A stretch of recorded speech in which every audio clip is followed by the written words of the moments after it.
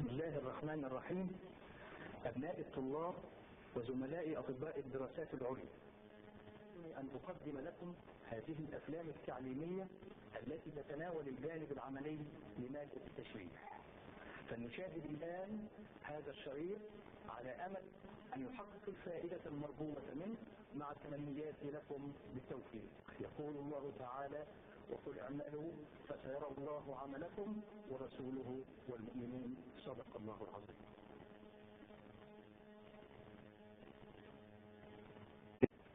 Is the bony pelvis. It is formed of the two hip bones and the sacrum. It is divided into a greater pelvis above and a lesser pelvis below. The lesser or low pelvis has an inlet, a cavity, and outlet. This is the pelvic inlet or pelvic brim. It is bounded by the promontory of the sacrum posteriorly and by the linea terminalis on each side and in front. The linea terminalis consists of the anterior border of the ala of the sacrum, the upright line of the ilium, the pecten pubis, and the pubic crest.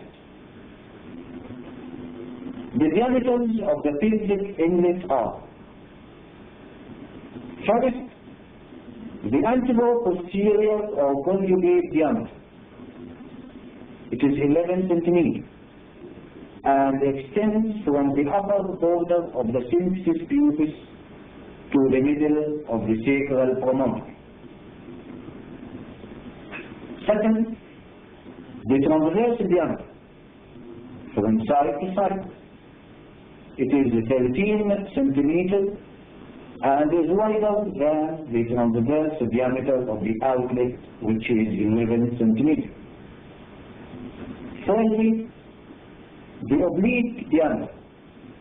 It is 12 centimeters and extends from the iliopubic eminence of one side to the sacroiliac joint of the opposite side. Fourthly, the diagonal conjugate diameter extends from the lower border of the symphysis pubis to the sacral promontory. This diagonal conjugate diameter is the diameter that can be measured clinically through the vagina.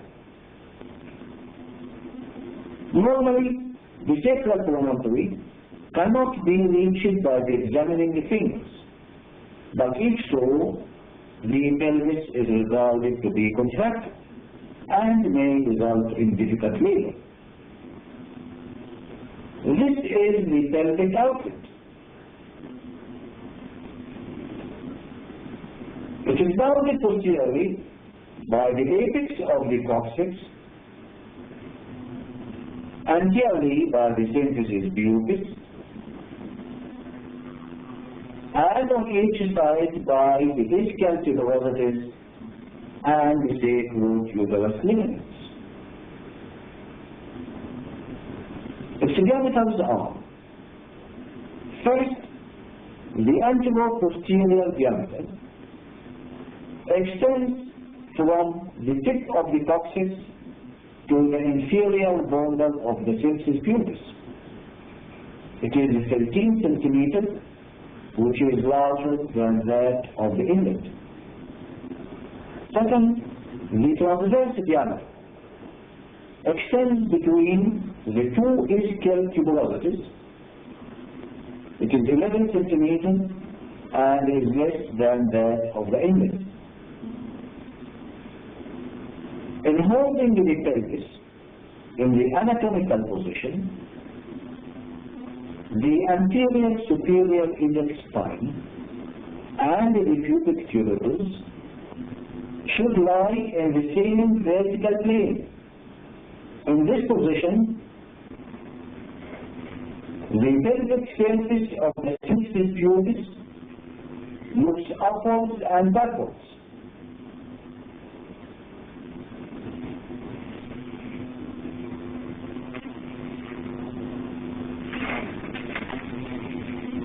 The concavity of the sacrum looks downwards and forwards. The axis of the pelvic cavity passes from the inlet downwards and backwards, then downwards and slightly forwards. This axis represents the birth pathway within the pelvis. Note that the subpubic angle is wider in the female than in the male. In the female it is 90 degrees and is like the angle between the thumb and index finger when abducted. While in the male the angle is 45 to 60 degrees and is like the angle between the abducted index and the middle fingers. The walls of the pelvis are formed of 3 layers, which are: first, osteofibrous layer formed by the bones, the sacrotuberous ligament and sacrospinous ligament.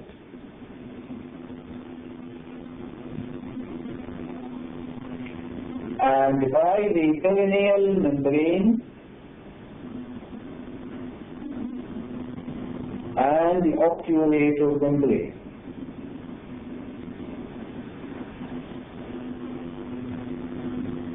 The sacrotuberous ligament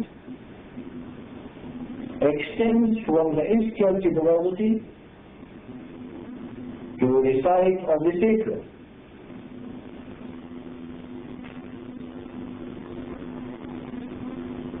The sacrospinous ligament extends from the ischial spine to the adjoining parts of the side of the sacrum and side of the coccyx.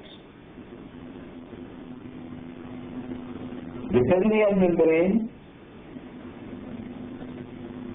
fills the gap between the sides of the pubic arch, and the obturator membrane fills the obturator foramen.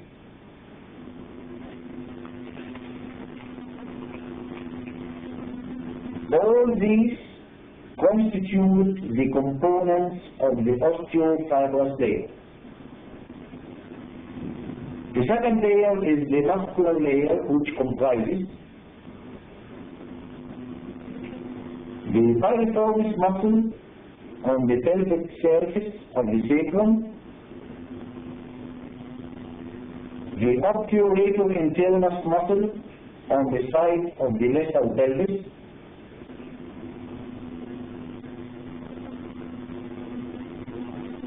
the sphincter urethrae muscle and the perineal muscles extending between the sides of the pubic arch,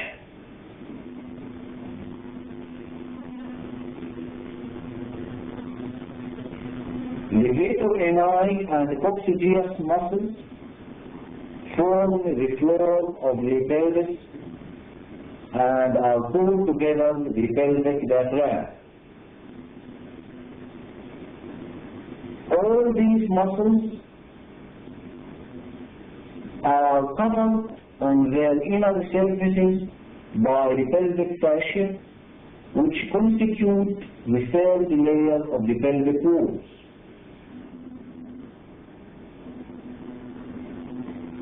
Now let us begin by the perineum. The perineum is the lower part of the pelvis below the pelvic floor. It is diamond-shaped and is bounded anteriorly by the pubic symphysis, posteriorly by the coccyx, and on each side by the side of the pubic arch and the sacrotuberous ligaments. The perineum is divided by an imaginary line which extends transversely from the ischial tuberosity of one side to that of the opposite side. This line divides the perineum into two regions or triangles. Anal region or anal triangle lies posterior and contains the anal canal in the midline and the two ischial-rectal fossae, one on each side. Second, the urogenital region or triangle lies anterior and contains the external genital organs and the superficial and deep perineal pouches. This is the anal region. This is the lower part of the anal canal which occupies of the region with an ischial-rectal fossa on each side. This is the lower end of the coccyx, attached to the back of the anal canal by the anococcygeal ligament.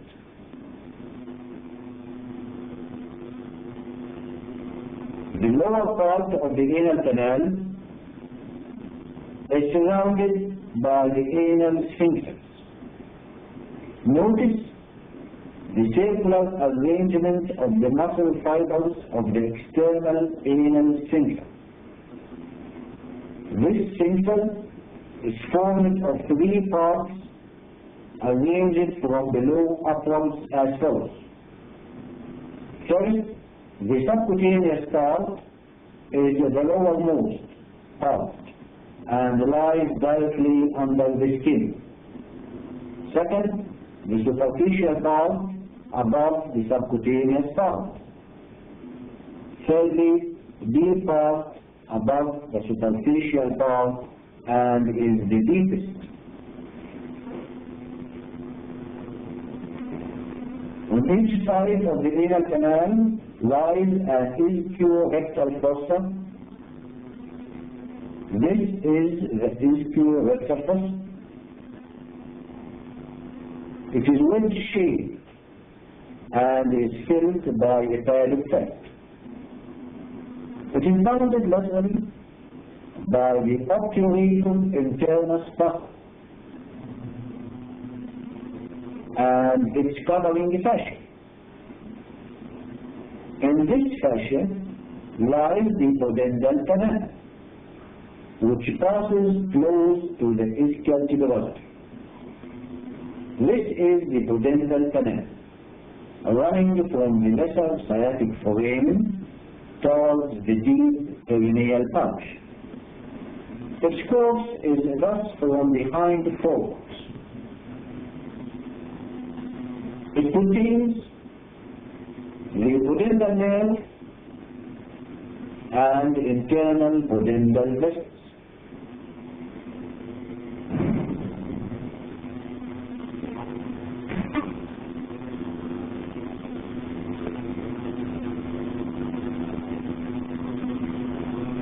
The nerve and the vessels enter the canal from the gluteal region where they cross over the ischial spine and the sacrospinous ligament, together with the nerve to obturatum internus, and are covered by the sacrotuberous ligament. This is the nerve to obturatum internus, which is the most lateral and crosses over the base of the ischial spine to enter the lesser sciatic foramen and sink into the obturatum internus muscle. This is the pudendal nerve, which which is the most medial and crosses over the sacrospinous ligament. This is the internal pudendal artery in between the two nerves.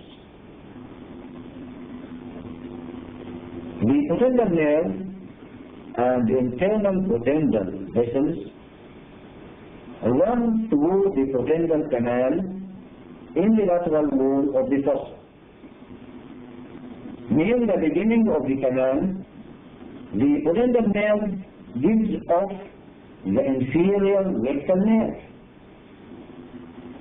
It runs medially to the external anal sphincter in company with the inferior rectal artery. This is the inferior rectal artery, which arises from the internal pudendal artery. Both branches cross the fossa from lateral to medial.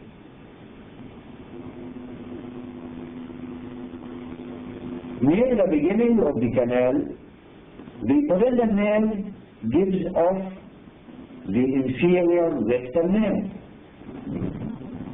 It runs medially to the external anal sphincter in company with the inferior rectal artery. This is the inferior rectal artery, which arises from the internal pudendal artery. Both branches cross the fossa from lateral to medial. Near the anterior end of the pudendal canal, the pudendal nerve divides into two divisions, which are the dorsal nerve of the penis and the perineal nerve. This is the dorsal nerve of the penis.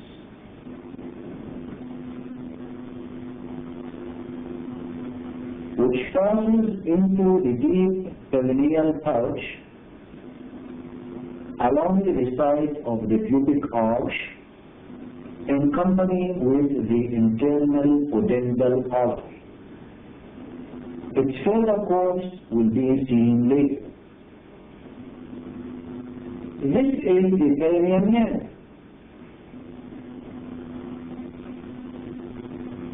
Passing to the superficial perineal pouch to supply the perineal muscles and the skin of the scrotum.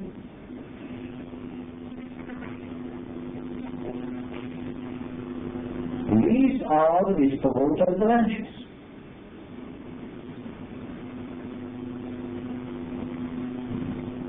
Which are cutaneous. In the female, they are called the labial branches. Back again to the boundaries of the ischiorrectal fossa.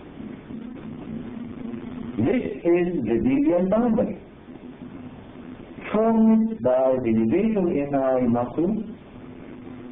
Note that it is covered by the anal fascia. Lower down, the medial boundary is formed by the external anal sphincter. The posterior boundary is the sacrotuberous ligament with the overlying gluteus maximus muscle. The anterior boundary is the posterior part of the perineal membrane, with the muscles related to it. The lateral wall is formed by the obturator internus muscle and its fascia. The apex of the fossa is the meeting of the lateral and the medial boundaries. The base is formed by skin and fascia on each side of the anal orifice. An abscess in the fossa may open into the rectum or anal canal or come to the surface as it begins in the fossa. An abscess in one fossa may spread to the other fossa behind the external anal sphincter. Now, let us move to the urogenital lesion. This is the urogenital triangle. It is filled by two spaces or pouches called superficial perineal pouch and deep perineal pouch in relation to the perineal membrane. The perineal membrane has the deep pouch deeper to it.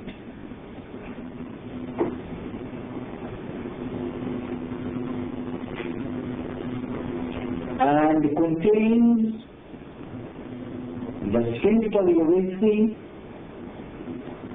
and deep transversus perineali in addition to the membranous urethra.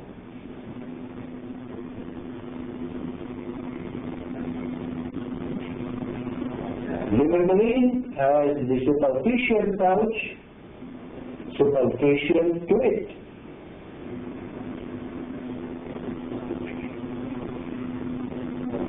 And contains the root of the penis, which consists of the bulb of the penis in the midline and two quota, one on each side.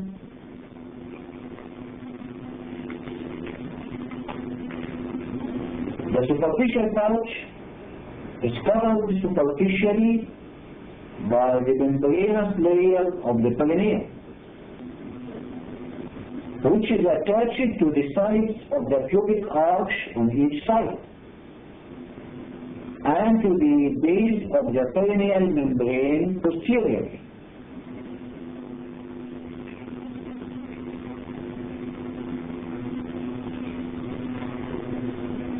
Above, it is continuous with the membranous layer of the anterior abdominal wall.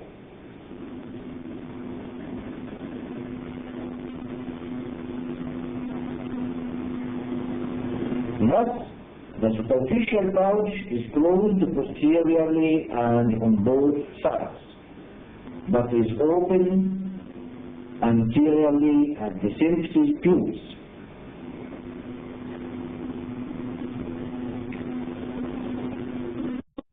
In an urethra, which lies in the bulb of the penis, the accumulated urine passes upwards in front of the symphysis pubis to enter the anterior abdominal wall deep to the membranous layer of the superficial fascia.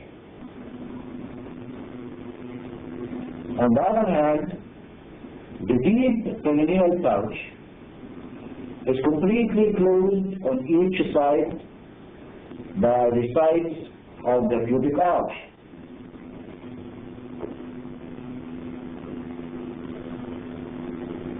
Posteriorly and anteriorly by fusion of the perineal membrane with the pelvic fascia.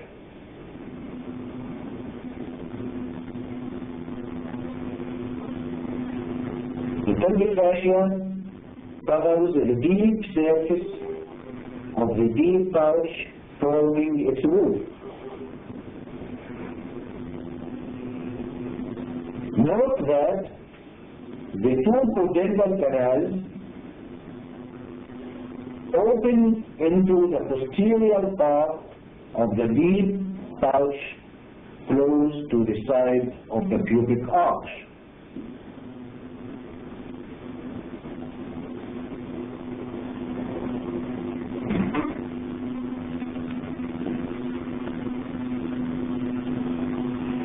Now, let us move to the dissected cavity. This is the superficial perineal pouch. This is the bulb of the penis lying in the midline over the perineal membrane. The The two corolla lie one on each side. This is the membranous layer of superficial fascia of the perineum. It is attached on each side to the side of the pubic arch and posteriorly to the posterior border of the perineal membrane. The pouch is open anteriorly at the symphysis pubis. This is the bulb of the penis, covered by a sheet of muscle called the bulbous muscle. The urethra traverses the bulb, which is called corpus spongiosum. This is the cut section of the penis, showing the corpus spongiosum with the spongy or benign urethra inside it. On the dorsum of the corpus spongiosum lie two corpora cavernosa, which are continuous backwards with the two corolla of the penis. Note the deep dorsal vein of the penis and dorsal arteries lie between the two corpora cavernosa. This is the crust of the penis along the side of the pubic arch.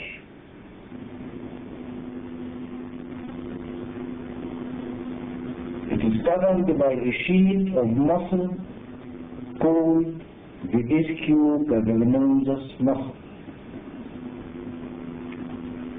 Note that the perineal membrane lies deep to the bulb and the two corolla, that is to say, deep to the root of the penis. These are the scrotum nerves and vessels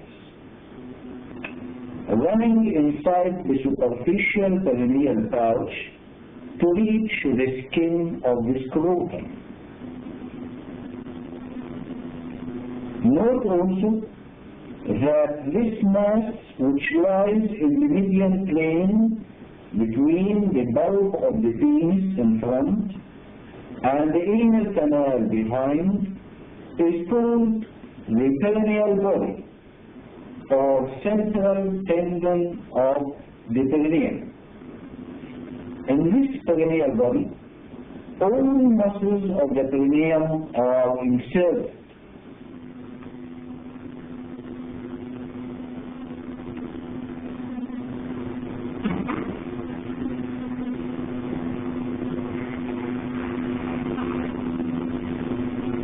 This is the suspensory ligament of the penis, extending from the front of the symphysis pubis to the junction between the root of the penis and its scree part.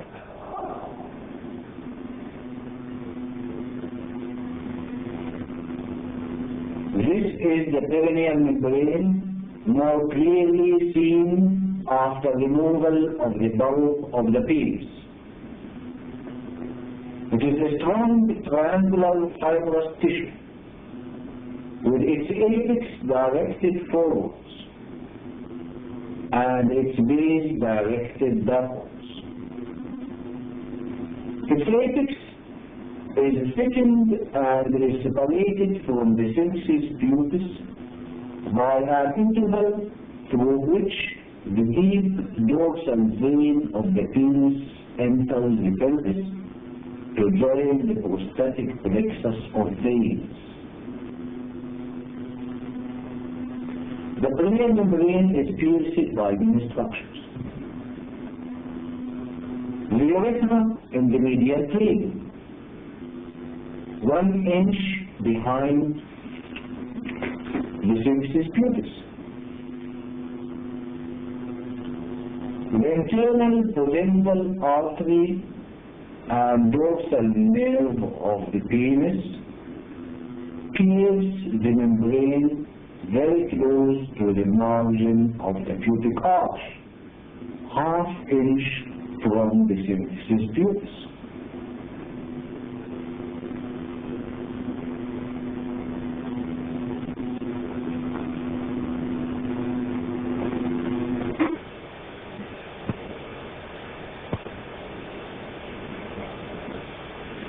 This is the left common iliac artery, and this is the right common iliac artery.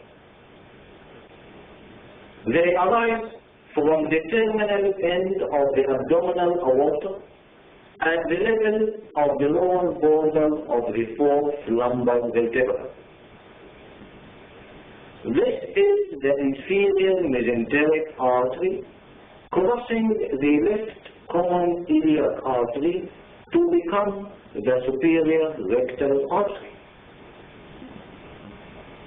This is the left common iliac vein running upwards and to the right, crossing the midline to join the right common iliac vein at the level of the fifth lumbar vertebra to form the inferior vena cava.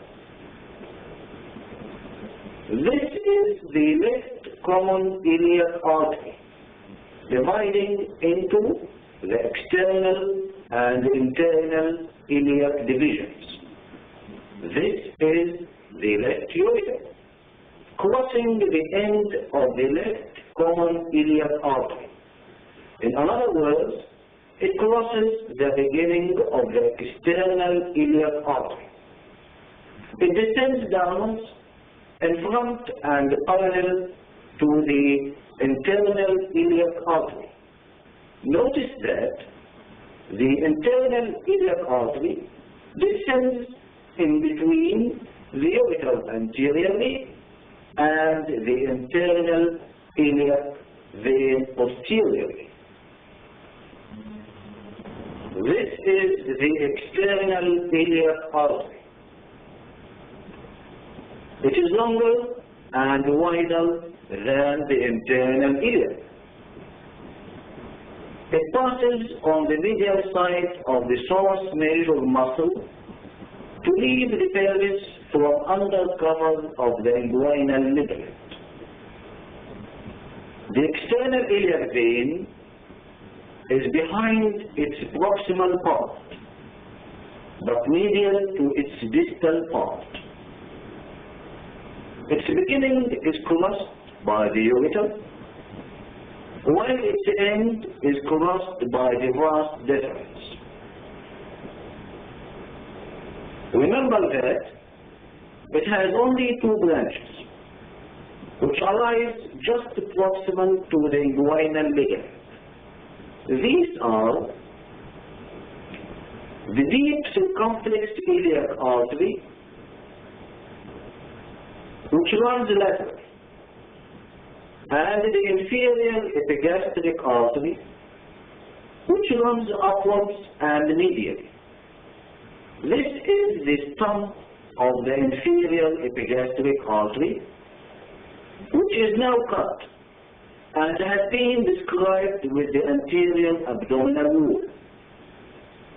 Notice that the vas deferens passes just lateral to the inferior epigastric artery, and it enters the deep inguinal vein. This is the site of the deep inguinal vein. This is the internal iliac artery. At the same iliac joint, opposite the lumbosacral disc. It is short and rapidly divides into branches to supply the walls of the pelvis as well as the pelvic viscera. It is set just behind and parallel to the ureter, It is related laterally to the external iliac vein and obturator nerve.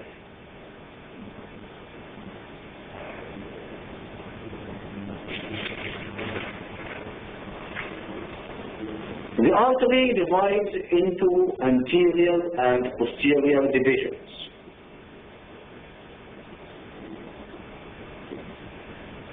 The branches of the internal iliac artery shows many variations, and it is better to identify each branch from its course and destination. Let us start by the posterior division. This is the iliolumbar artery.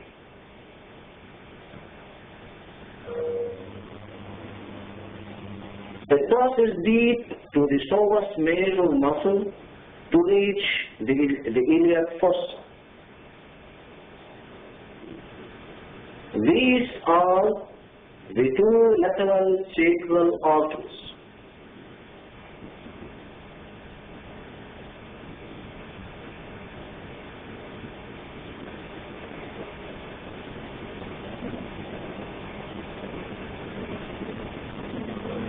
Which pass to the front of the sacrum, where each of which divides into two branches to enter the anterior foresacral foramen. This is the superior gluteal artery, which is the continuation of the posterior division. It passes between the lumbosacral trunk and the first sacral nerve to enter the gluteal region through the greater sciatic foramen. To sum up, the branches of the posterior division are the iliolumbar, two lateral sacral, and the superior gluteal.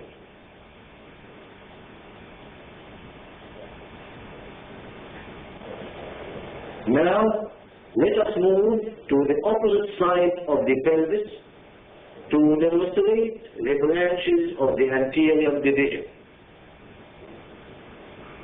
This is the right common iliac artery. This is the right external iliac. And this is the right internal iliac. This is its posterior division, and this is its anterior division. The branches of the anterior division are the following. This is the obliterated umbilical artery. It passes forwards on the side of the pelvis as a fibrosed cord, which forms the lateral umbilical ligament. Its proximal part is still patent and gives off the superior vesical artery to the upper surface of the urinary bladder. This is the obturator artery. It passes forwards on the side of the pelvis, just below the obturator nerve, and both run together to enter the obturator canal. It gives off a pubic branch which ascends behind the superior ramus of the pubis to anastomose with the pubic branch of the inferior epigastric artery. Enlargement of this anastomosis forms the abnormal obturator artery in 30% of subjects. This is the inferior vesical artery. It runs to the lower part of the base of the bladder. It supplies the base of the bladder, seminal vesicles, prostate, and the vas deferens. In the female, it is replaced by the vaginal artery. This is the middle rectal artery. It passes medially to supply the rectum. Note that the rectum also gets blood supply from the superior and the inferior rectal arteries. The superior rectal is the continuation of the inferior mesenteric, and the inferior rectal is a branch of the internal pudendal. This is the inferior gluteal artery. It is one of the two terminal branches of the anterior division.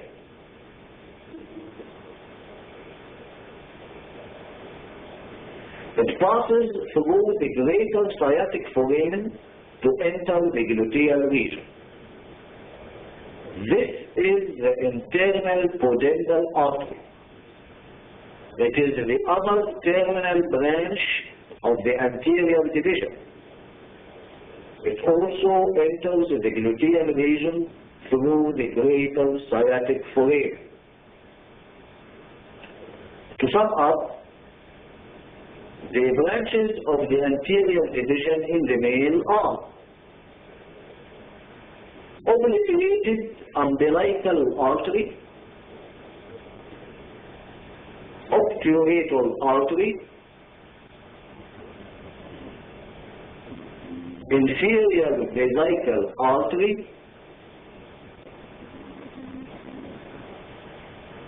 middle rectal artery, inferior gluteal artery, and internal pudendal artery.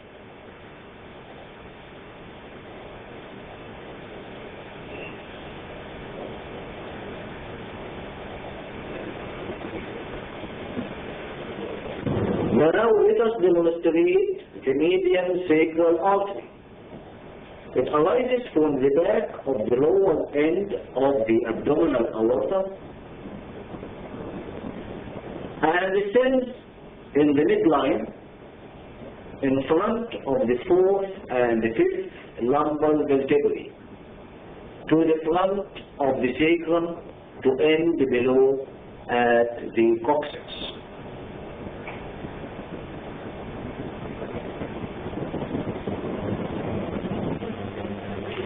This is the peritoneum of the pelvis. In the male, the peritoneum is reflected from the anterior abdominal wall onto the upper surface of the urinary bladder. This is the urinary bladder. The peritoneum covers only the upper surface of the bladder and a small area on the upper part of its posterior surface, and is then reflected backwards to the front of the middle third of the rectum to form the rectovesical pouch. This is the rectovesical pouch, which is occupied by loops of ileum and the sigmoid colon. Note that the lower third of the rectum is not covered by peritoneum as compared with its upper two thirds, which are covered by peritoneum on the front and sides but not behind. On each side of the rectum, the peritoneum covers the wall of the pelvis, forming the pararectal fossae. Similarly, on each side of the bladder, the peritoneum covers the floor of the pelvis to form the paravesical fossae.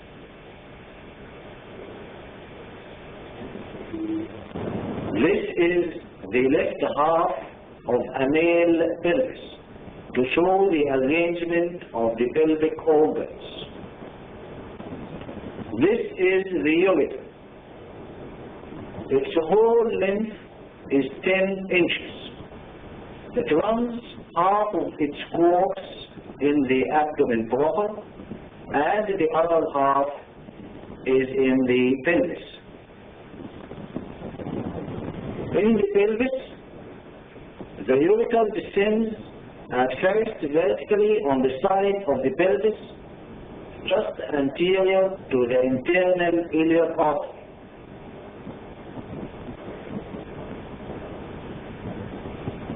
At the level of the ischial spine, the ureter changes its direction, where it runs downwards and forwards on the floor of the pelvis. It then reaches the posterior-superior angle of the urinary bladder and penetrates its wall. The part of the ureter in the wall of the bladder is the intramural part, and this is the narrowest part. The ureter is related laterally to the external iliac vessels obturator nerve and vessels, all of which run on the side of the pelvis, parallel to the pelvic brain. At the posterior-superior angle of the bladder, the ureter lies between two structures, which are the ductus deferens above and the seminal vesicle below.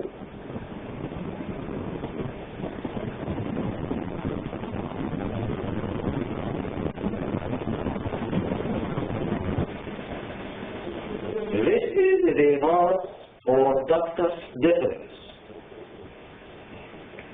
It begins as a continuation of the tail of the epididymis. It ascends in the scrotum and in the inguinal canal. It enters the inguinal canal through the superficial inguinal ring. This is the inguinal canal, and this is the vas deferens passing through it.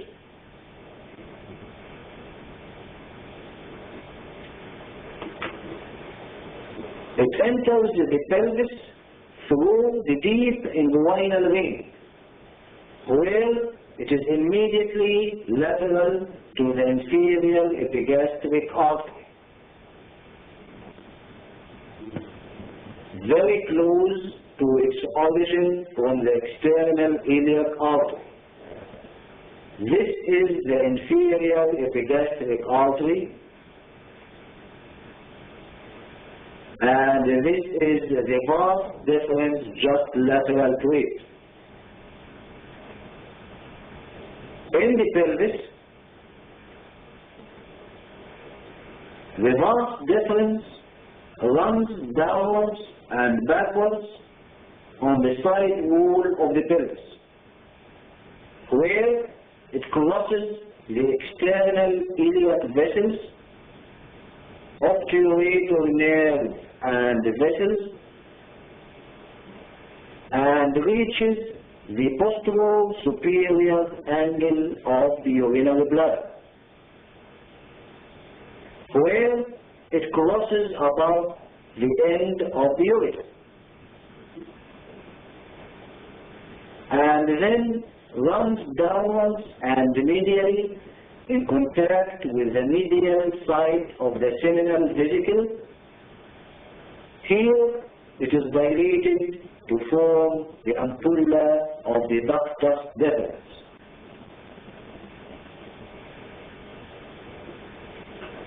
It joins the duct of the seminal vesicle to form the ejaculatory duct, which pierces the prostate to open into the prostatic urethra. The structures on the base of the bladder are the two seminal vesicles with a ductus deferens medial to each seminal vesicle. This is the median part of the base of the urinary bladder. This is the prostate, surrounding the neck of the bladder.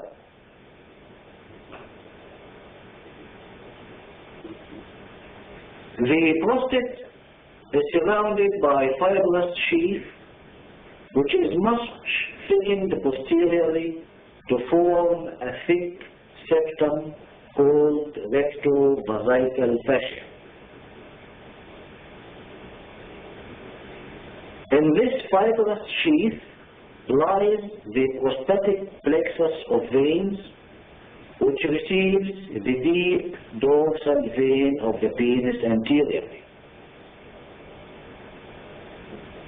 The prostate is attached to the back of the symphysis pubis by the puboprostatic ligaments.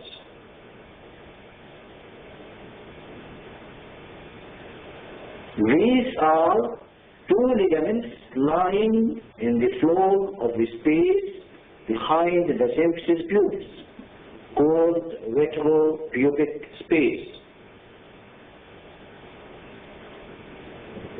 This is the deep dorsal vein of the penis, seen entering the pelvis immediately below the symphysis pubis to join the prostatic plexus of veins.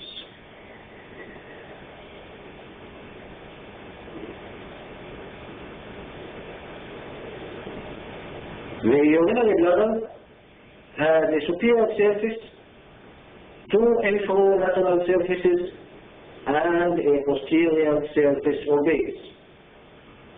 This is the superior surface of the bladder, which is covered by peritoneum. There is a ureter entering at each posterior-superior angle of the bladder. This is the right ureter, and this is the left ureter.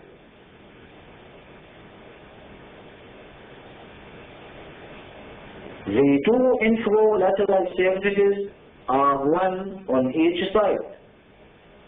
This is the right infralateral surface, and this is the left infralateral surface.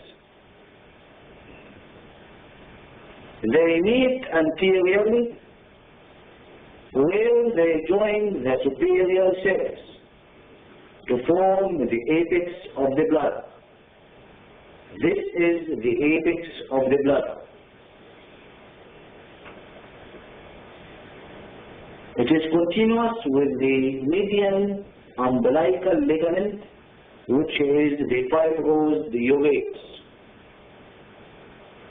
Note that the neck of the bladder lies only 1 inch behind the lower border of the symphysis pubis. Here, the prostate, which surrounds the neck of the bladder, lies directly over the superior layer of the deep perineal pouch, to which it is firmly fixed. It should be noted that the neck of the bladder is the most fixed part of the bladder, the same as the cervix of the uterus, which is the most fixed part of the uterus. This is the base of the bladder with the structures related to it. The two vasa differentia and the two seminal vesicles.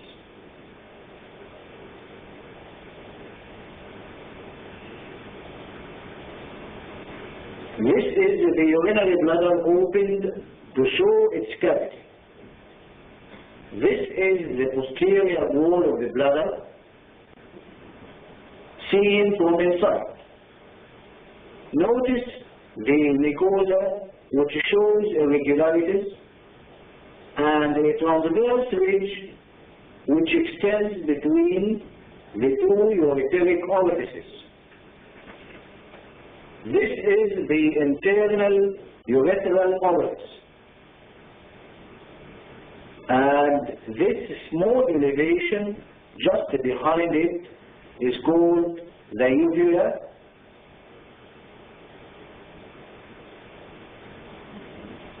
and is produced by the median lobe of the prostate. The triangle made by the two ureteric orifices above and the internal urethral orifice below is called the trigone of the bladder.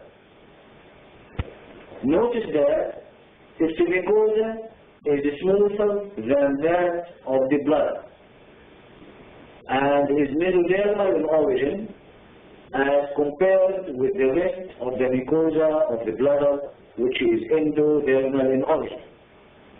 The trigone is more sensitive and more vascular than the rest of the mucosa.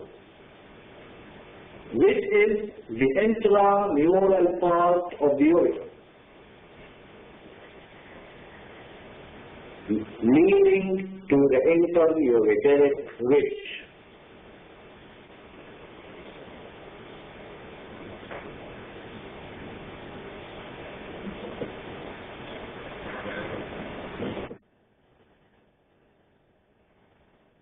This is the rectum.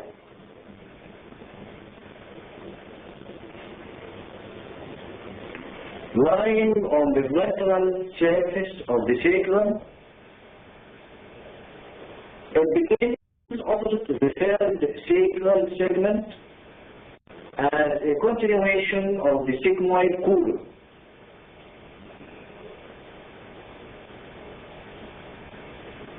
And ends 1 inch below and in front of it, where it is continuous with the anal canal.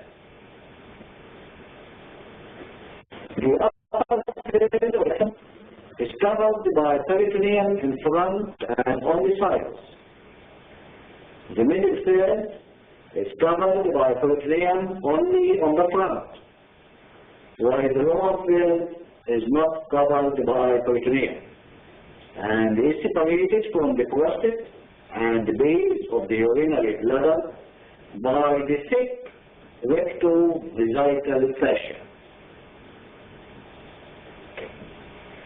The rectum has no teniculi, no appendices epicurity, and no circulations as compared with the sigmoid colon. This is the sigmoid colon showing the teniculi, appendices epicurity,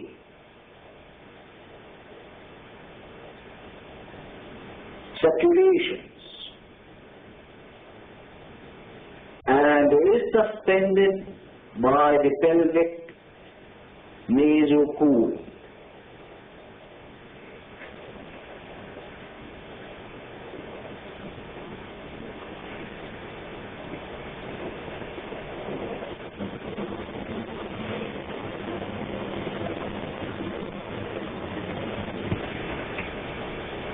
This is the superior rectal artery piercing the posterior wall of the rectum. It is one of its posterior relations.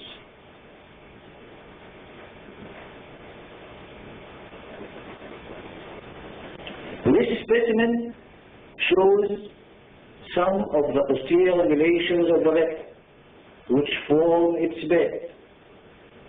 This is the concavity of the sacrum,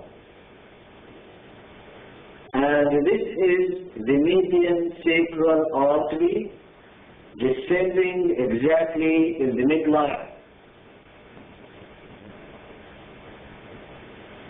This is the right sympathetic trunk, descending vertically just medial to the anterior sacral foramina. These foramina transmit the sacral nerves which join to form the sacral plexus.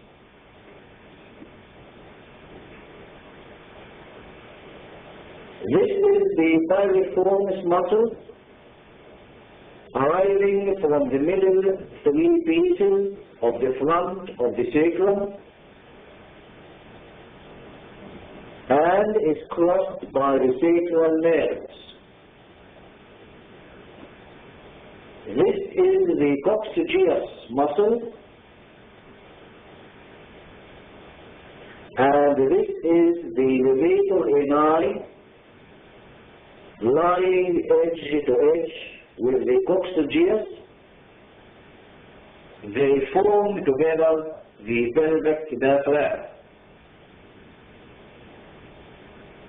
To sum up, the posterior relations of the rectum can be grouped into nerves which are sympathetic trunk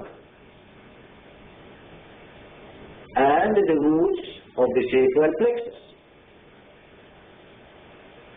into vessels which are the superior rectal artery, median sacral artery, and lateral sacral arteries, into muscles which are piriforms, coccygeus, and the levator ani from above downwards.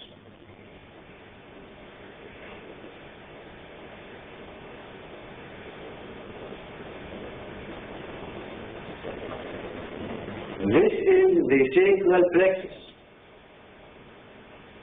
Its roots are formed by the lumbosacral trunk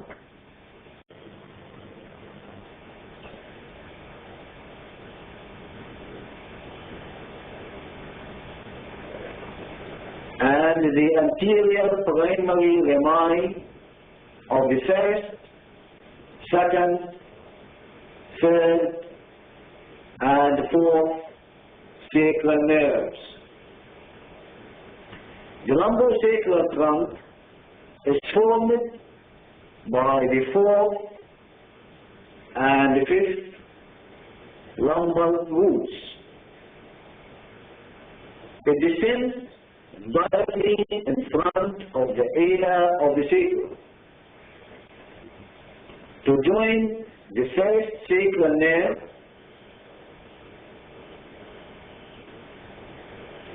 The superior gluteal artery leaves the pelvis between these two nerves,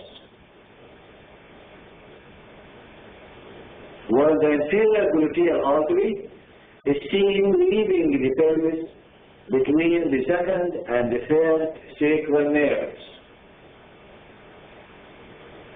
The internal pudendal artery runs in front of the plexus to leave the pelvis together with the plexus through the greater sciatic foramen. The roots of the sacral plexus lie in front of the piriformis muscle and gives off many branches, the most important of which is the sciatic nerve, which enters the gluteal region immediately below the piriformis.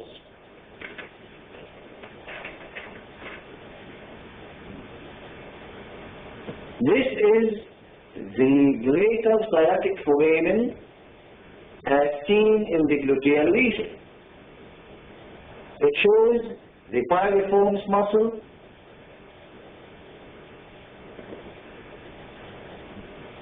with the superior gluteal vessels above and the sciatic nerve and the inferior gluteal vessels below.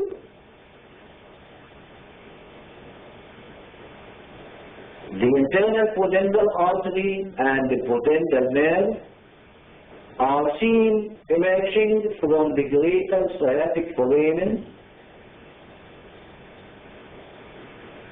They cross the back of the ischial spine and the sacrospinous ligament to enter the lesser sciatic foramen.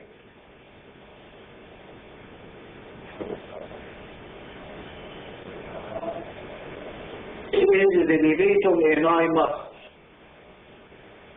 It forms together with the coccygeus muscle, the pelvic diaphragm. It arises from the back of the pubis anteriorly and from the ischial spine posteriorly and from the fascia covering the obturator internus muscle in between. The muscle fibers are directed downwards and medially to gain insertion into the sides of the coccyx and the anococcygeal ligament.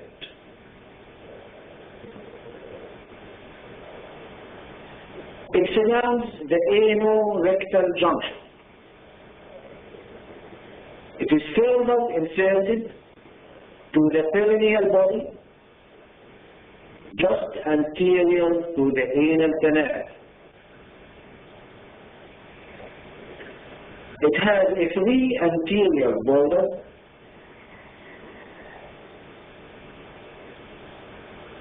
which curves around the anorectal junction to form the pupo-rectalis part of the muscle, forming a sort of a sling behind the anorectal junction. This is the pupo-rectalis part, curving around the anorectal junction.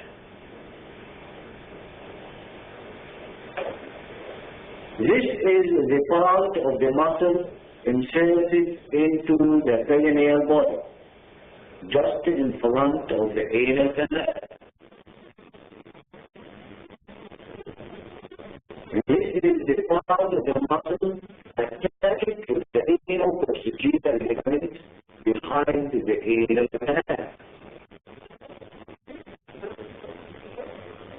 The levator AlAiny is covered on its upper surface by the superior layer of the pelvic fascia and is covered on its inferior surface by the anal fascia, where it forms the medial wall of the ischial-rectal fossa. This is the ischial-rectal fossa.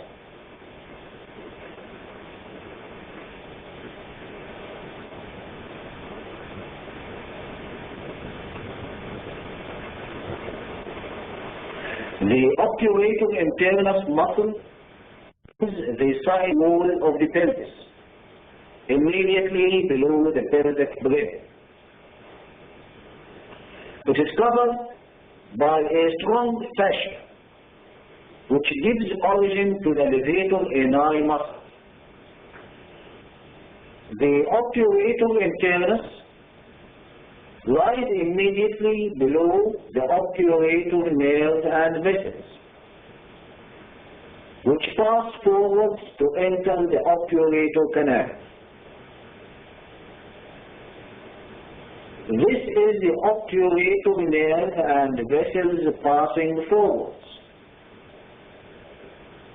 This is the communication between the pubic branch of the obturator artery and the pubic branch of the inferior epigastric artery behind the superior ramus of the pubis. This is the fascia of the obturator internus muscle, giving origin to the levator AlAiny muscle. it forms what is called white line in the side wall of the pelvis.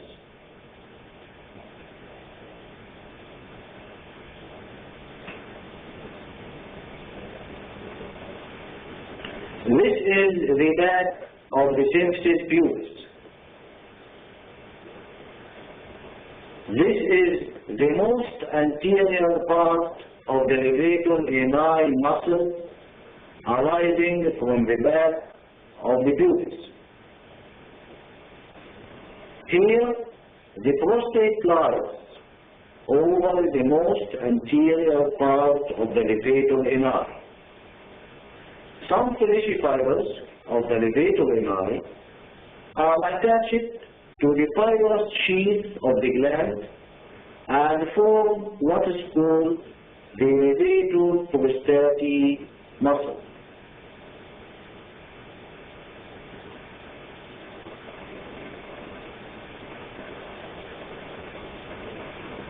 This is the prostate surrounding the neck of the urinary bladder. It lies 1 inch behind the inferior border of the symphysis pubis and rests over the superior layer of the deep perineal pouch. The prostatic urethra traverses the prostate and comes out as the membranous urethra. This is the membranous urethra penetrating the deep perineal pouch to enter the upper surface of the bulb of the penis. This is the bulb of the penis lying in the superficial perineal pouch.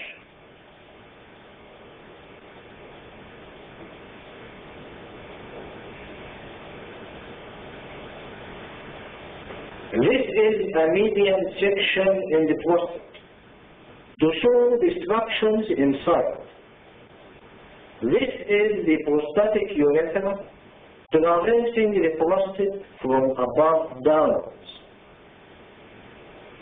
This is the ejaculatory duct passing through the posterior part of the gland to enter into the back of the prostatic urethra and about its middle.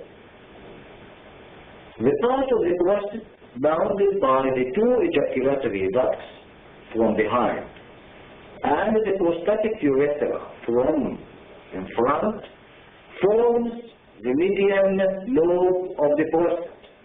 This is the median lobe. It bulges slightly inside the cavity of the bladder, just behind the internal urethral orifice, to form what is called the uvula. This is the uvula, and this is the interureteric ridge in section. The internal urethral orifice represents the neck of the bladder and surrounded by the sphincter vesicae. This is the membranous urethral opening. It is wide and it is the most dilatable part of the whole urethra. It is the part which traverses the deep perineal pouch. This is the anal canal opened to show its lining. The upper half of the anal canal shows a number of longitudinal ridges called anal columns, which end below at the level of the anal membrane. These are the anal columns.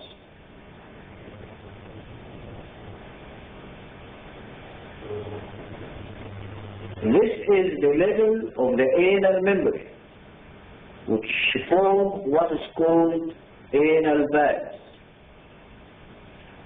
with the depressions behind are called anal sinuses.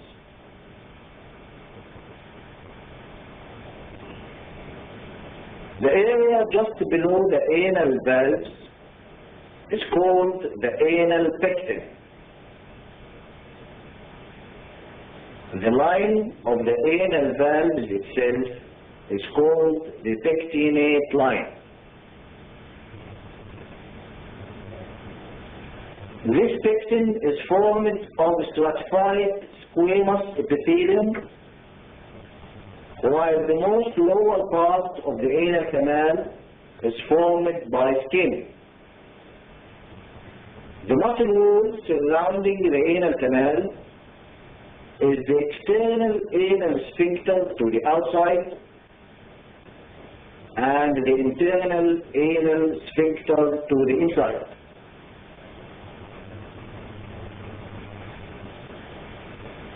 The pupil-rectans part of the levator ani surrounds the upper part of the anal canal, thus acting as a sphincter.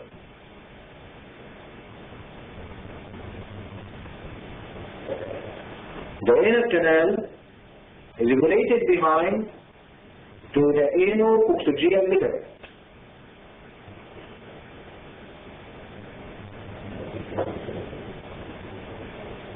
And in front to the perineal body.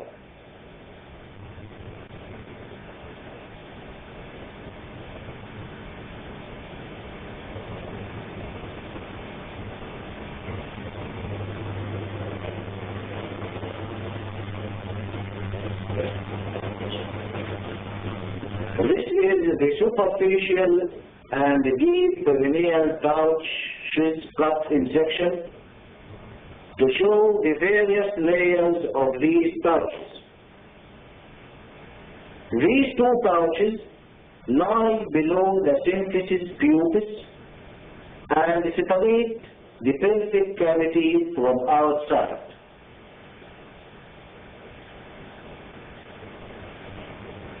This is the membranous layer of the superficial fascia of the perineum, which forms the floor of the superficial perineal pouch.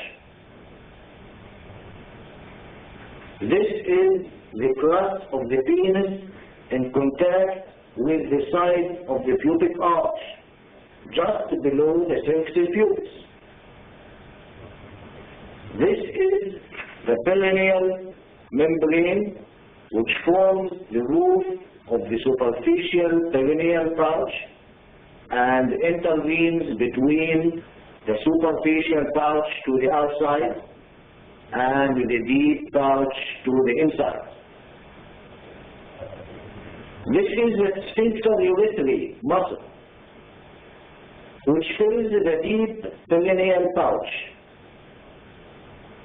together with the deep transversus perineal. They cannot be differentiated from each other. This is the superior layer of the deep perineal pouch, covering its upper surface and separating it from the pelvic cavity. The free border of the levator ani muscle lies just above this layer of fascia.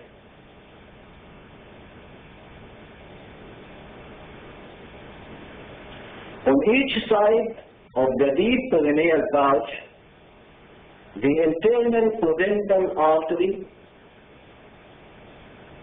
and dorsal nerve of the penis pass very close to the side of the pubic arch on their way to enter the superficial perineal pouch. This is the internal pudendal artery, and this is the dorsal nerve of the penis. This is the side wall of the pelvis, showing the branches of the internal iliac artery as well as the roots of the sacral plexus. The pelvic organs are removed. This is the internal iliac artery. These are the branches of the anterior division. This is the posterior division.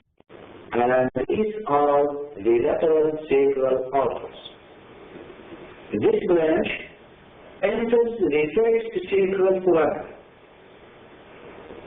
This branch enters the second sacral foramen. This is the continuation of the lateral sacral arteries to the third and fourth sacral foramen.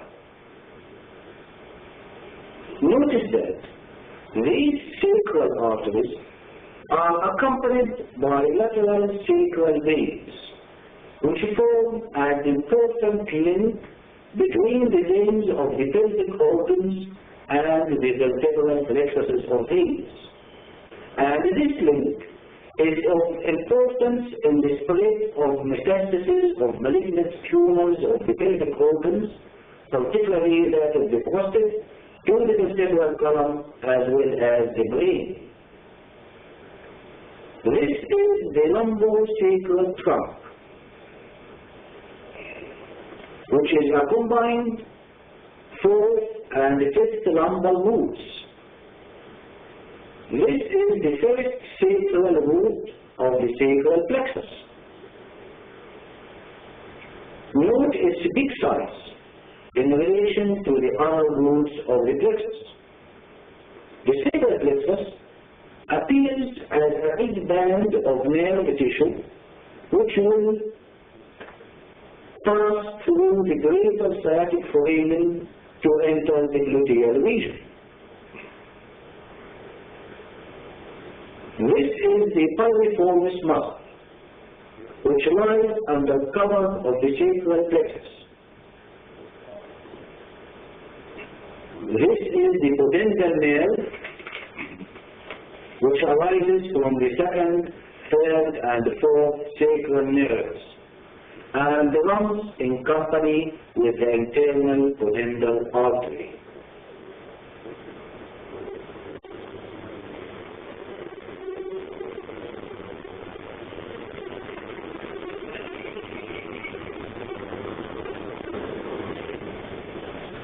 Now let us demonstrate the female genital organs.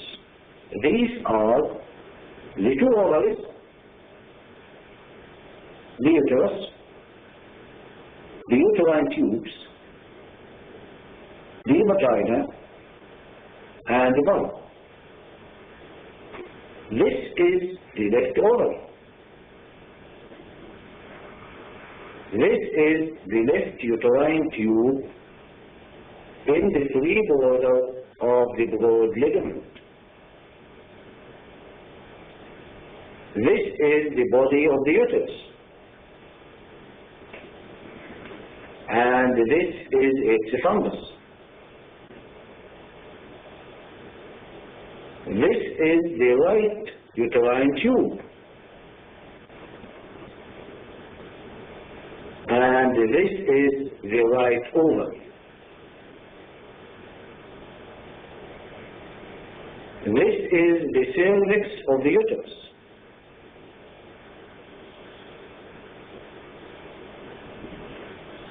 This is the vagina. This is the urinary bladder lying in front of the vagina and uterus, and directly behind the symphysis pubis. This is the retro-pubic space between the symphysis pubis anteriorly and the bladder posteriorly. This is the parietal perineum reflected from the anterior abdominal wall onto the superior surface of the urinary bladder. Let us continue with the reflection of the pelvic peritoneum. The peritoneum is then reflected from the superior surface of the bladder onto the lower or anterior surface of the uterus, where it forms the uterovesical pouch. Notice that the base of the bladder lies in contact with the upper part of the vagina and with the front of the cervix, and is not covered by peritoneum. This is the bladder, urinary bladder. This is the ureter.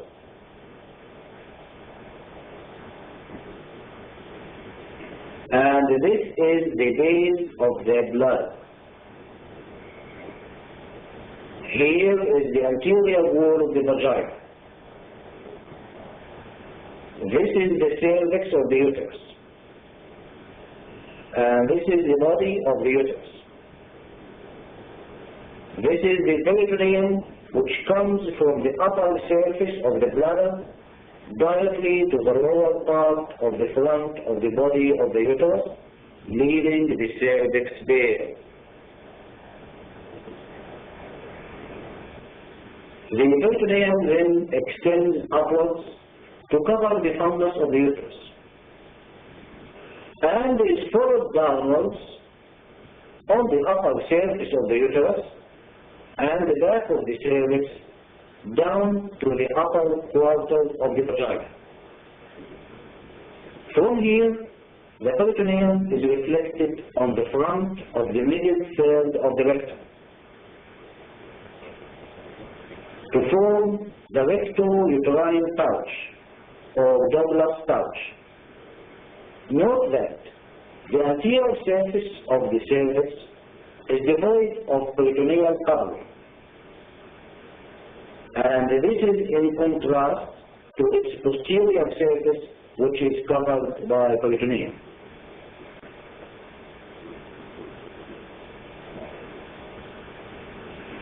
This is another specimen of female pelvis, showing the peritoneum reflected from the upper surface of the bladder to the front of the uterus, forming the uterovesical pouch. And this is the recto-uterine pouch behind the uterus, between it and the rectum. Notice also that the recto-uterine pouch is directly related to the posterior fornix of the vagina. This is the vagina open, and this is its posterior wall, and this is the posterior fornix. It is possible to drain pus accumulating in the recto-uterine pouch through the posterior fornix of the vagina.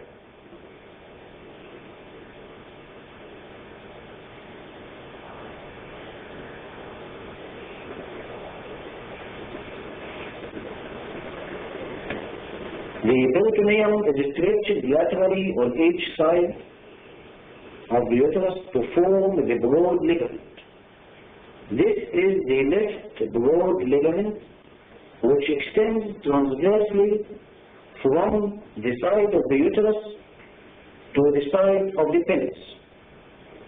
It is formed of two layers, a lower layer and an upper layer. Both are continuous together at the free border of the ligament. It will be described in detail soon.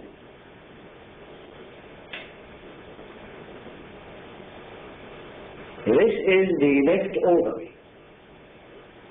It lies in the lesser pelvis, just below the brim of the pelvis, in a fossa called the ovarian fossa. This is the ovarian fossa, which is bounded by the obliterated umbilical artery and the external iliac vessels from below and in front, and by the ureter and internal iliac vessels from behind and above. The obturator nerve passes from behind forwards lateral to the ovary. The ovary is small in size, measuring 3 centimeters in length and 2 centimeters in width, and is attached to the upper layer of the broad ligament by a fold called the mesovarium.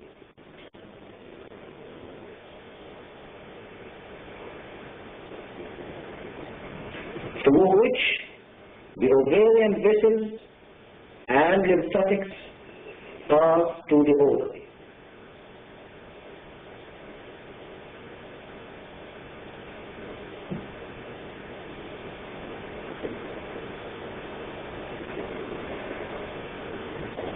The ovary is also attached to the side wall of the pelvis by a fold of peritoneum called the suspensory ligament, or a fundibular pelvic ligament of the ovary.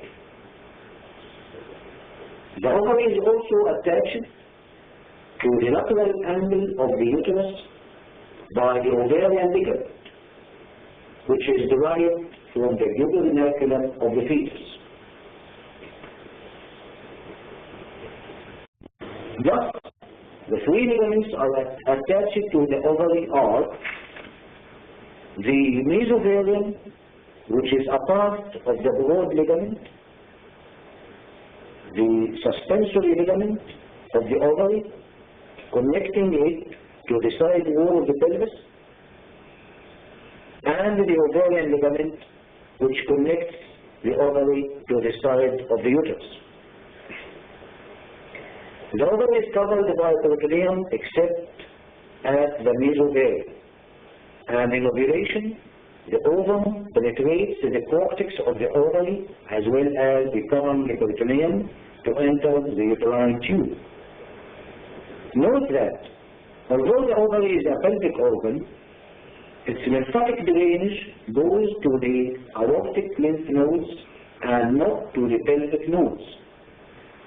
Its artery comes directly from the aorta at the level of the second lumbar vertebra, and its vein drains into the inferior vena cava on the right side and into the left renal vein on the left side.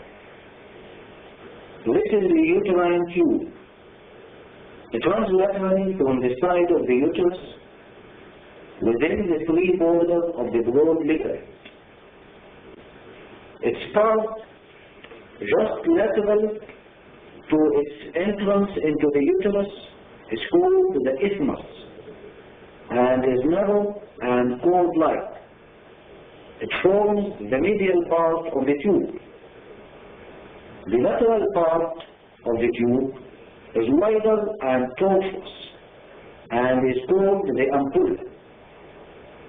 It ends laterally by a funnel-shaped expansion called the infundibulum, in the bottom of which lies the abdominal opening of the tube.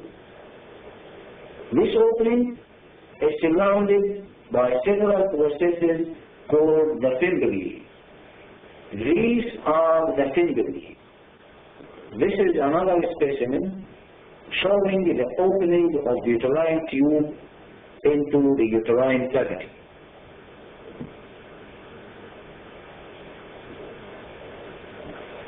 This is the isthmus.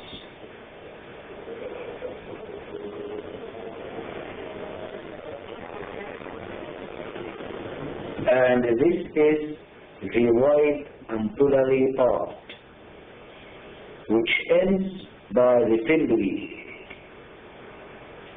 These are the fimbriae, which surround the abdominal opening of the uterine tube.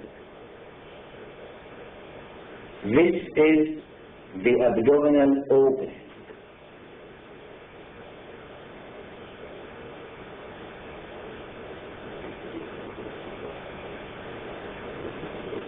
This is the uterus.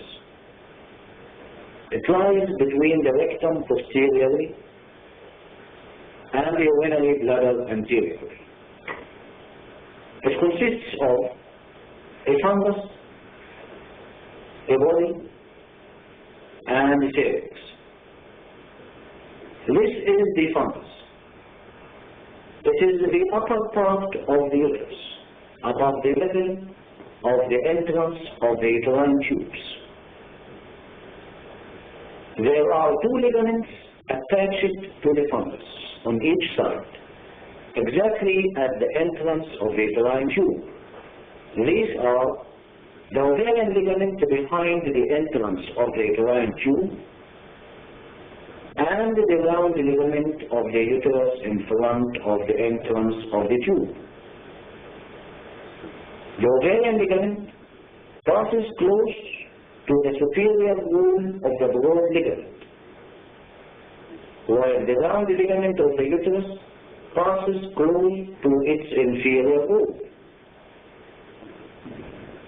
The round ligament is derived from the gubernaculum of the fetus, the same as the ovarian ligament.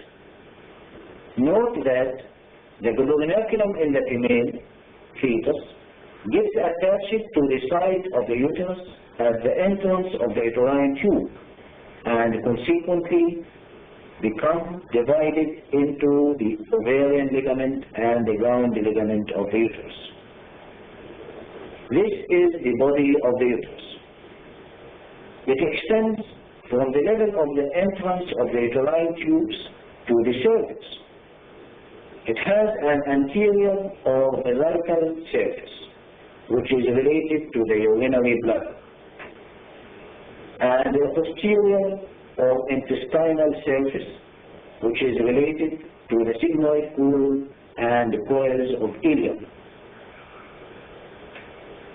Its lateral margin gives attachment to the broad ligament and is directly related to the uterine artery, where it is tortuous in this part of its course.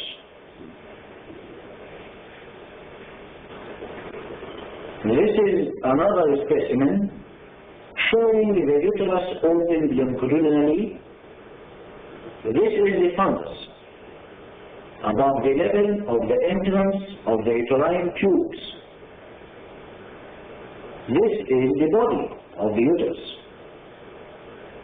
and this is the cervix opening into the vagina through the external os, and opening into the uterine cavity through the internal os. The cervical canal lies between the internal os and the external os.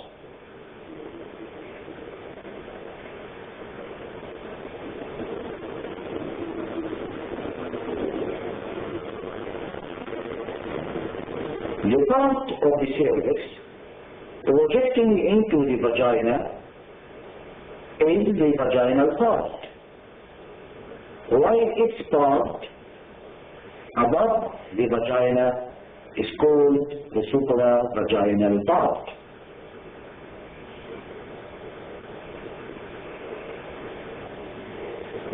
The vaginal part is surrounded by the vaginal fornices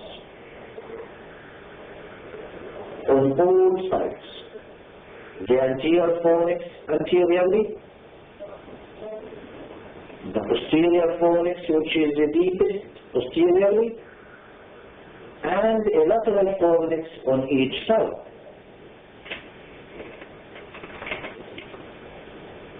Note that the junctional zone between the body of the uterus and its cervix is called the isthmus.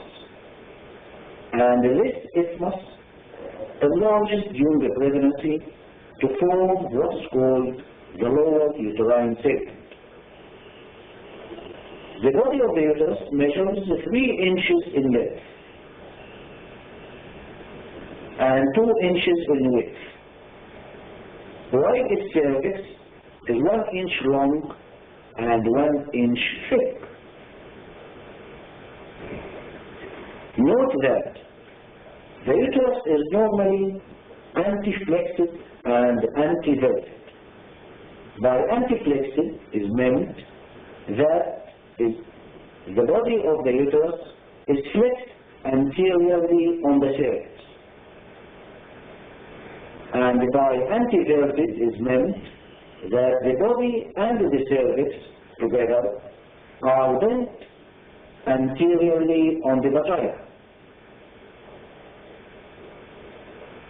If they are bent posteriorly, the uterus is called retroverted.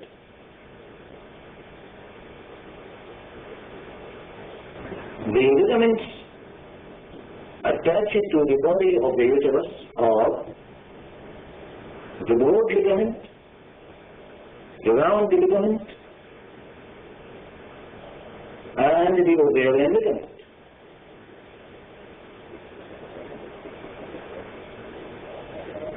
This is the ovarian ligament.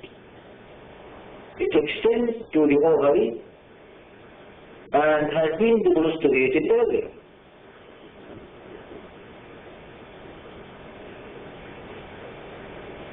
This is the broad ligament.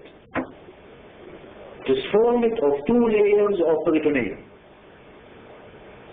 an upper layer and a lower layer.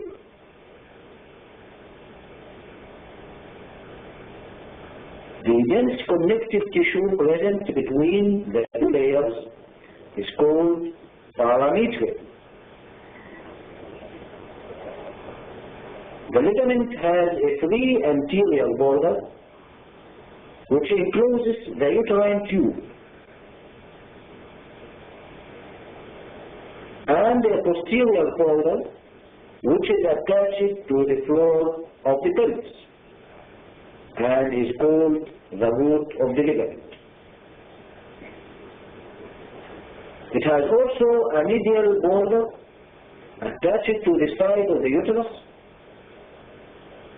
and a lateral border attached to the side wall of the pelvis, where it crosses the external iliac vessels, umbilical artery,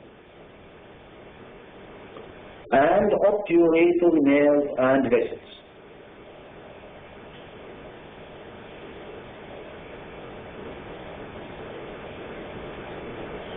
The ligament has an upper surface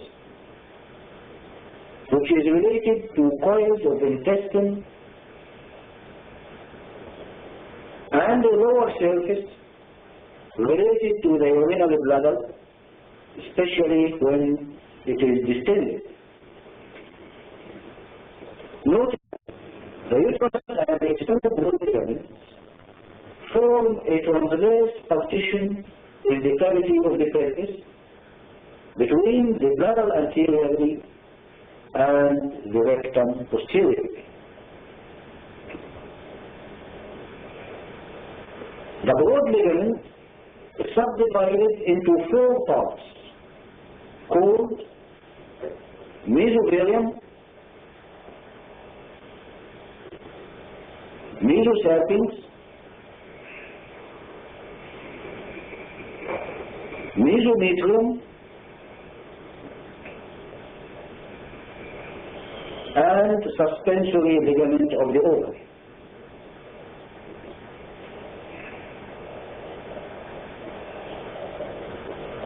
This is the mesovarium, which is a prolongation of the upper layer of the broad ligament to which the ovary is attached.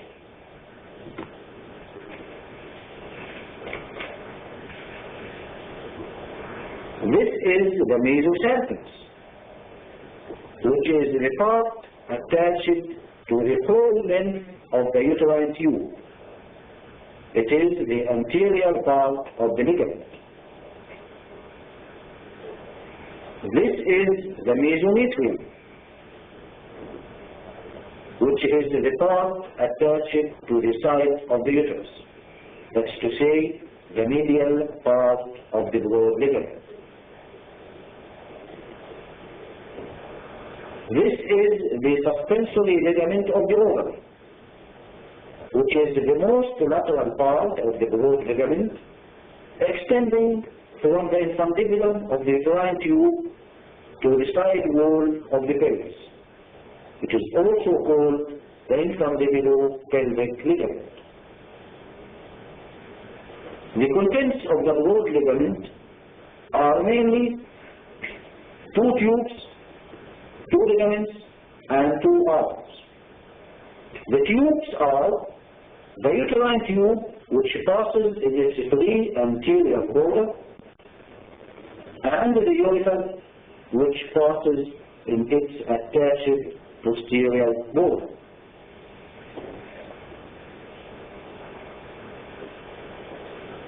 In the root of the ligament, the urethra passes from behind forwards, only 1 inch lateral to the cervix, and is crossed by the uterine artery from lateral to medial.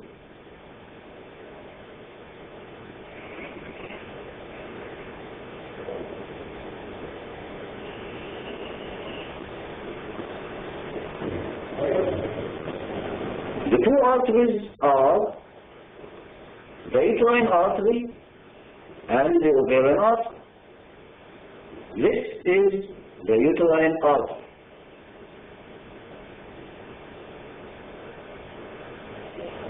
which arises from the internal iliac artery and runs medially in the root of the broad ligament, crosses the urethra, and then ascends on the side of the uterus, where it has a tortuous course. As it reaches the uterine tube, it turns laterally below it and runs parallel to it to anastomose with the ovarian artery. This is the right uterine artery running upwards along the side of the uterus with a tortuous course till it reaches the medial end of the uterine tube, where it turns laterally below and parallel to it. On the side of the cervix, it gives a descending branch which supplies the cervix and the vagina. These are the ovarian vessels, passing through the suspensory ligament of the ovary to enter the mesovarium. The artery passes medially to anastomose with the termination of the uterine artery.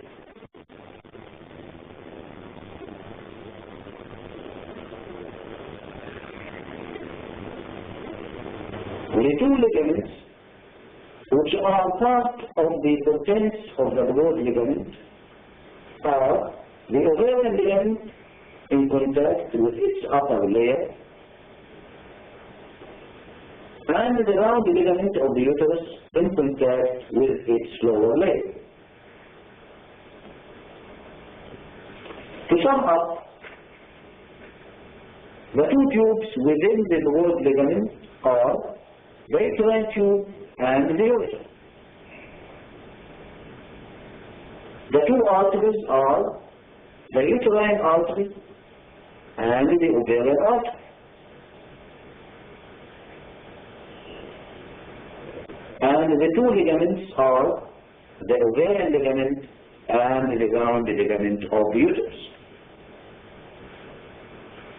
This is the round ligament. It passes through the broad ligament to reach the deep inguinal vein, where it hooks around the lateral aspect of the inferior epigastric artery, as the case of the vast difference in the male.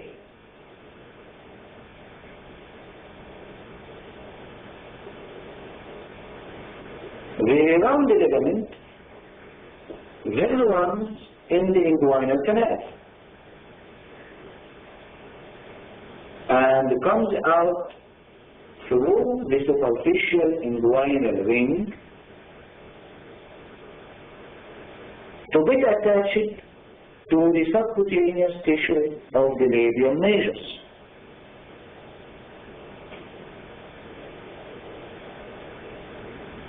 This is the inguinal canal open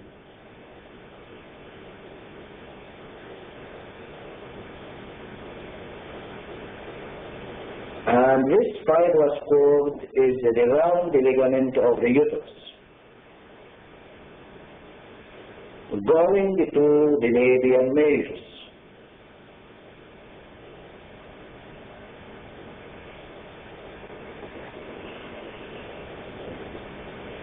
This is the ilioinguinal nerve passing along its side.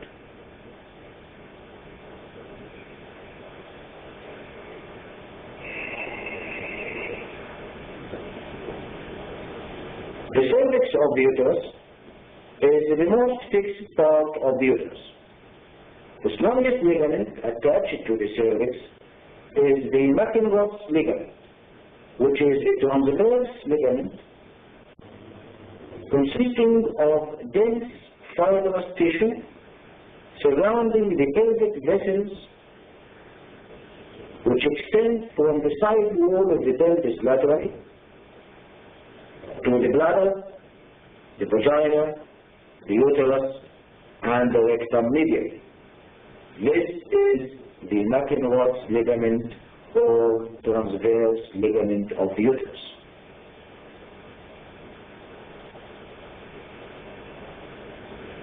This is the vagina.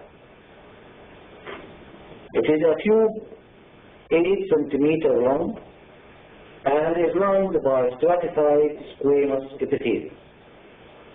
It opens into the vestibule of the vagina by an opening which is guarded by the hymen.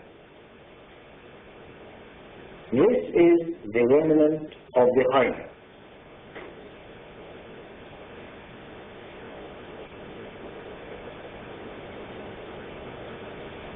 The vagina is directed upwards and backwards and is directly related anteriorly to the urinary bladder and the urethra,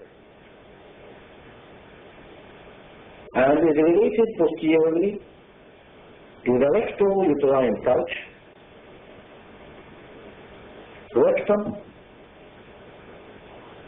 and the perineal body from above downwards.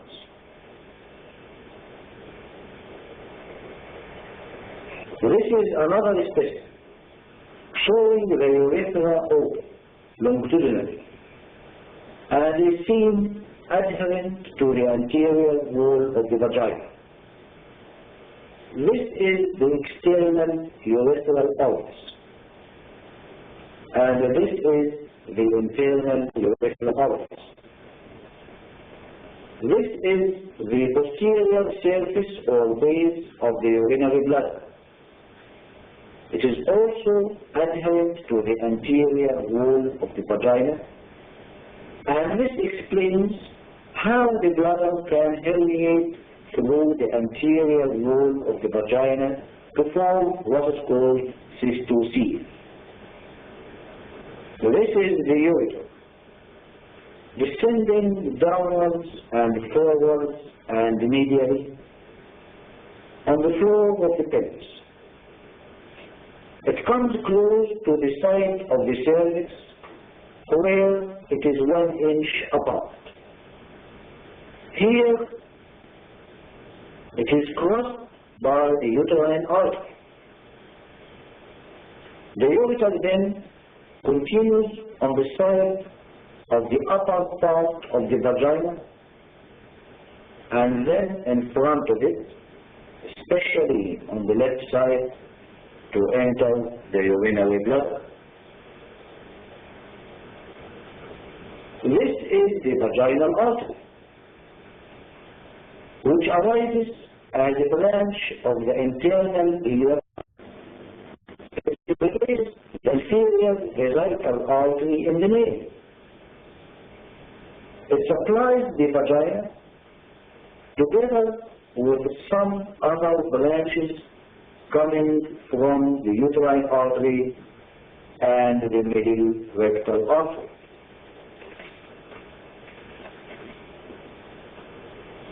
This is a vaginal branch which descends from the uterine artery.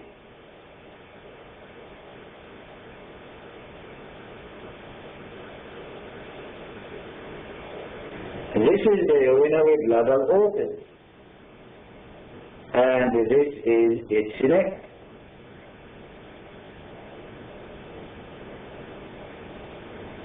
These are the pupovesical ligaments stretched between the front of the neck of the bladder and the back of the symphysis pubis.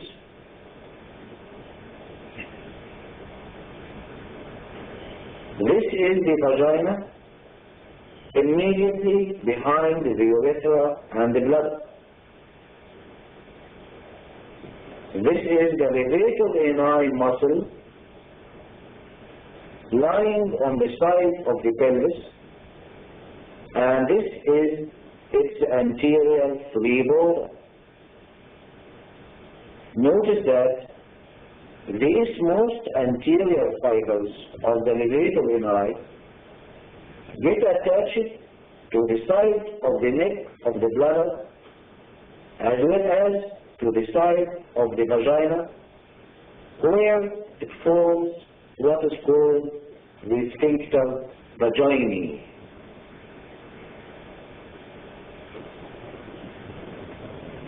This is a hemisection to show the parts of the body.